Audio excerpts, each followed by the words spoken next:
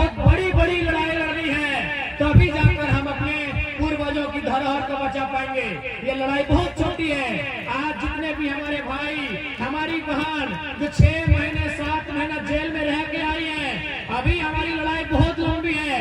आप इतनी सी छोटी लड़ाई में खुश मत हो जाइएगा, इतनी छोटी सी लड़ाई में जश्न मत मनाइएगा। हमारी लड़ाई बहुत लंबी है, हमारी लड़ाइयाँ बहुत बड़ी है, क्योंकि हम जिनसे लड़ रहे हैं वो आम लोग नहीं है, वो बहुत बड़े बड़े लोग हैं, उनके बड़ा बड़ा साम्राज्य है, उस साम्राज्य को हम चुनौती दे रहे हैं। हमारी लड़ाई बहुत लंबी है। आज हमारे सामने जो कंपनी खड़ी है जमुना ऑटो,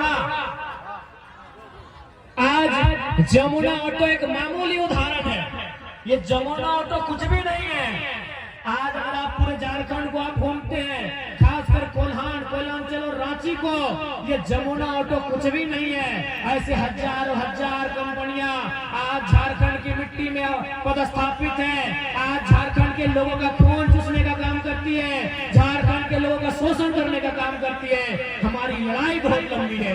आज ऐसी ऐसी कंपनियां अगर मनमाने ढंग से काम करेगी, पहला बात, विकास का कोई विरोधी नहीं है, हर कोई चाहता है विकास हो, रोजी रोजगार का रास्ता खुले, कंपनी फैक्ट्री की स्थापना हो। लेकिन अगर आदिवासियों और मूलवासियों के कब्र पर अगर कोई विकास खड़ा होगा, उस विकास को हम लोग स्वीकार नहीं करेंगे, उस विकास को हम लोग स्वीकार नहीं करेंगे। और आज आपको कहना चाहेंगे, साथ ही हम जमुना ऑटो को चेताना चाहेंगे कि आप इस घमंड में मत रहिएगा कि आपके कंपनी का मालिक दिल्ली में बैठता है, क्योंकि इनको घमंड होता है कि झारखंड के लोग किससे लड़ेंगे, हम तो दिल्ली में बैठ के कंपनी को देखते हैं। तो सुन लीजिए, जमुना ऑटो के जो भी पदाधिकारी हैं, जो भी प्रबंधन के मालिक हैं, आप अगर दिल्ली में बैठते हैं या बम्बई में बैठते हैं, गलत अगर आप करेंगे तो याद रखिएगा, इसी भारत की मिट्टी में एक बेटा पैदा हुआ था, उसका नाम उद्धम सिंह था, उसने जनरल डायर को लंदन में घुस के मारा था। आप याद रखिएगा, जमुना ऑटो के अगर प्रबंधन तक मेरी आवाज जा रही है, तो अगर आप इस घमंड में हैं कि आदिवासी मूलवासी आप पे क्या बिगाड़ लेंगे, इनकी जिंदगी कीड़े मकोड़ों की तरह है, अगर आप ऐसा सोचते हैं, आप ये भी सोचते हैं कि पुलिस को पैसा देके खरीद लेंगे, तो याद रखिएगा, इस भीड़ में अगर एक बेटा तैयार हुआ ना उद्धम सिंह बनने के लिए, तो आपको दिल्ली में घुसकर हिंद का काम लेगा। इस बात को याद रखिएगा।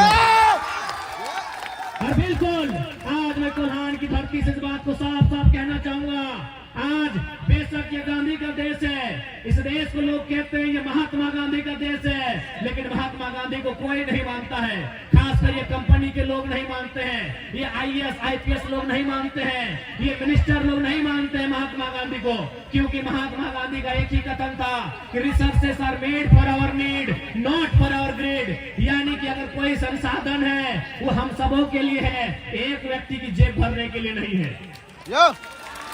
ये खुद नहीं मानते हैं गांधी के विचारों को। इसलिए आज हमें लगता है कि गांधी के देश में युवाओं को एक नई आंधी लेकर आना होगा, एक ऐसी आंधी लेकर आना होगा जिस आंधी में ऐसे बेईमान लोग जलकर खाक हो जाए। हमें ये तैयारी करनी होगी। आज हमें कहते हुए बड़ा दुख लगता है, आज केवल आजादी के समय ही नहीं, अलग झारखंड भी छोड़ दीजिए, अरे झारखंड अलग मिलने के बाद भी हमारी हत्याएं हुई है। उसका सबसे बड़ा प्रमाण 2007 है, जब हमारे अमर शहीद वीर सांसद सुनील महतो को 12 गोलियों से उनके सीने को छलनी किया गया था। हम कहाँ, इस लोकतंत्र में हम अपने आप को कहाँ खोजेंगे, इस गांधी के देश में हम अपने आप को कहाँ खोजेंगे? हमारे लिए न्याय कहाँ है, आप ही बताइए। अरे अंग्रेजों के टाइम लड़े थे, ये समझ में आता है। वो अंग्रेज लोग, वो गोरे लोग प्रदेश नहीं विदेश के लोग थे, वो 7 समंदर पार से आए थे, वो हमारी भाषा नहीं समझते थे, वो हमारे जैसा कुछ भी नहीं जानते थे। लेकिन आजाद होने के बाद भी हमारी हत्याएं हुई। अरे आजाद तो छोड़ दीजिए, झारखंड राज्य 2000 में बना है, झारखंड राज्य अलग होने के बाद भी हमारी हत्या हुई, और हत्या किसी इग्गे दुग्गे की नहीं हुई, किसी मामूली व्यक्ति की नहीं हुई। इस जमशेदपुर के, इस कोल्हान के एक वीर, एक बब्बर से सुनील महतो की हत्या हुई। अभी एक गोली नहीं 12 गोलियां दागा गया। अब बताइए, ऐसी परिस्थिति में हम न्याय कहां खोजेंगे? हम किस सरकारी दफ्तर में माथा टेकेंगे? आप ही बताइए। डीसी की हैसियत है हमारे साथ न्याय करने का? किस IAS IPS का हैसियत है हमारे साथ न्याय करने का? जब हमारे संसद की हत्या हो जाती है, मेंबर ऑफ पार्लियामेंट को मार दिया जाता है, तो हम कहां न्याय मांगेंगे? बताइए, आप ही बताइए झारखंड वासियों, बताइए हम कहां न्याय मांगेंगे? किस चौखट में हम न्याय मांगेंगे? किस मंत्री के सामने अपना सर झुकाएंगे? हम कहां न्याय मांगेंगे? हमारे साथ न्याय हो। जब संसद को लोग ये नहीं गिनते हैं, 12 गोलियों से उनकी हत्या हो जाती है, हम कहां जाएंगे? आम व्यक्ति हैं हम, बड़ी मुश्किल से दिन भर में रोजी रोजगार करते हैं, तो परिवार का भरण पोषण करते हैं। हम आम व्यक्ति हैं, हम सताए हुए लोग हैं, हम ठगे गए लोग हैं। हम किसके पास जाए फरियाद लेके? किस दरबार में जाए हम अपनी फरियाद लेके कि एक फरियादी आया है, उस फरियादी की समस्या क्या है, उसका समाधान कौन करेगा? आप ही बताइए, कौन करेगा हमारी समस्याओं का समाधान? कौन करेगा हमारे साथ न्याय? आज जो अन्याय और जुल्म सितम हमारे साथ हो रहा है, इसका न्याय कौन करेगा? इसलिए आज हम इस बात को कहना होगा कि आज हमारी युवा पीढ़ी को एक बार फिर से एक लंबे आंदोलन के लिए, एक लंबी लड़ाई के लिए, एक लंबे संघर्ष के लिए अपने आप को तैयार करना होगा। अगर हम अपने आप को तैयार करते हैं तो एक दिन निश्चय ही हमारी जीत होगी। आज जो हम इतना कर पा रहे हैं, आज जो इतना हम उनके सामने आंख से आंख मिलाकर भिड़ पा रहे हैं, तो कहीं ना कहीं हमारे पूर्वजों ने हिम्मत दिखाया था। अगर हमारे पूर्वज हिम्मत नहीं दिखाते, अगर हमारे पूर्वज इनसे लड़ाइयां नहीं लड़ते, तो आज और हम आप गुलामों की भांति अपना जीवन व्यतीत कर रहे होते।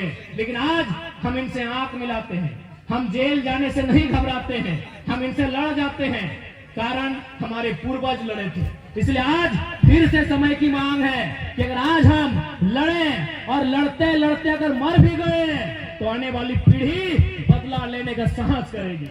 लेकिन आज अगर लड़ते लड़ते हमने घुटने टेक दिए, तो आने वाली पीढ़ी गुलाम पैदा होगी। अभी हमको और आपको तय करना है कि हमारी आने वाली पीढ़ी गुलामी की जंजीरों में पले या आजाद हवा में सांस ले। कि हमें और आपको तय करना है कि हमारी आने वाली पीढ़ी का भविष्य क्या होगा। नहीं बताइए, आज आप पूरे झारखंड में बेशक 24 जिला है, लेकिन आज भी जिन्होंने झारखंड आंदोलन को नजदीक से देखा है, जिन्होंने झारखंड आंदोलन पर किताबें लिखी है, जो झारखंड आंदोलन को समझते हैं, उनसे पूछिएगा, वो एक ही लाइन कहेंगे, असल में आंदोलन कोयलांचल और कोल्हान में ही हुआ था। बाकी बहुत सारे क्षेत्र हैं जिनको गिफ्ट में राज्य मिला है, बुरा मत मानिएगा। बहुत सारे हमारे जिले हैं जिनको उपहार में झारखंड मिला है, लेकिन असल लड़ाई कोयलांचल और कोल्हान, क्योंकि शोषण वहां था। यहाँ स्वर्ण रेखा की नदी है तो वहां दामोदर नदी है, और नदी का मतलब कंपनी का जगह। कंपनी गजाल में नहीं लगती है, कंपनी मरुस्थल में नहीं लगती है, कंपनी नदी के किनारे स्थापित होती है। तो यहाँ थी स्वर्ण रेखा नदी, और धनबाद बोकारो में थी दामोदर नदी। यानी जो लोग बड़े बड़े सेठ लोग, जिनकी नजर थी हमारी धरती पर, उन्हें दो जगह बहुत भाया, एक स्वर्ण रेखा नदी का किनारा और दूसरा दामोदर नदी का किनारा। आज अगर अन्याय की बात करें, कहीं अगर सबसे ज्यादा है तो स्वर्ण रेखा नदी का किनारा और दूसरा दामोदर नदी का किनारा। इसलिए आज हमें ऐसा फिर लगता है कि अलग झारखंड में आज 24 वर्ष हो गए अलग झारखंड का, लेकिन आज भी हमारे लोगों के पास अधिकार नहीं है। अभी एक दीदी आई थी, वो पीजीटी का किस्सा सुना रही थी, कोई जेएसएससी का किस्सा सुनाता है, कोई जेपीएससी का किस्सा सुनाता है। बताइए झारखंड किसके लिए बना? आप ही बताइए कि झारखंड राज्य को अलग क्यों किया गया था? आखिर क्या उद्देश्य था इस राज्य के अलग होने का? क्या जरूरत थी हमारे वीरों को अपने रक्त की आहुति देने की, अपने गर्दन तक कटाने की? आखिर क्या जरूरत थी? अभी बताइए, आखिर हमने ये अलग झारखंड क्यों लिया? हम बिहार राज्य में हुआ करते थे, उससे पहले हम बंगाल के साथ, उड़ीसा के साथ एक साथ रहा करते थे। आखिर क्या जरूरत थी हमें अलग झारखंड बनाने की? क्यों हमने अलग झारखंड लेना मुनासिब समझा? कारण यही था कि जब हम लोग बिहार, बंगाल, उड़ीसा के साथ मिलकर रहते थे, तो हमारा मान सम्मान नहीं था, हमारे अधिकारों का हनन किया जाता था। इसलिए हमने ये मांग किया कि हम आपके साथ मिलजुल के नहीं रहेंगे। आप अपनी एक बॉर्डर रेखा बनाइए, आप अपनी एक बाउंड्री वॉल